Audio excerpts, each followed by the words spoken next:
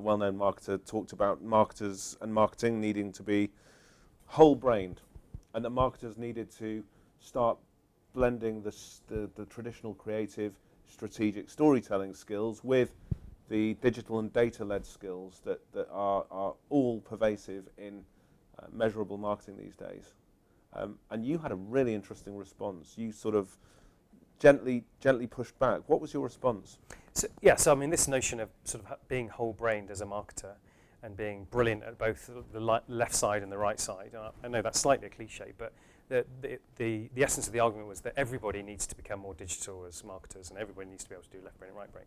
And I suppose the great success we've had here has been a lot about tapping into the potential of the individual and letting them be the best that they can be at what they're good at.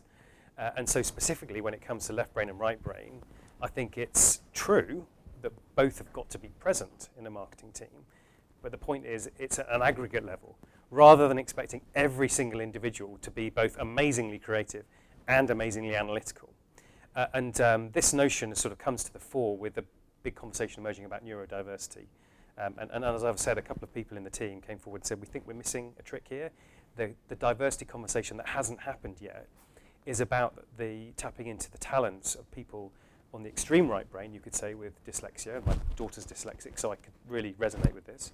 And on the extreme left brain in terms of autism, Asperger's and so on. And in a world that's sort of being mechanized, AI is going to take over all the repeatable precision stuff in the middle. Innovation is going to come from the edges, and therefore absolutely appreciating that people can be one and not at all the other in terms of left brain, right brain, I think is a really sort of breakthrough thought. In all honesty, it's still emerging about what we do with that. But we celebrated National Autism Day last month, and this is an established part of our diversity agenda. We're starting to talk more openly about it, and we want to figure out what that means from a recruitment and management point of view.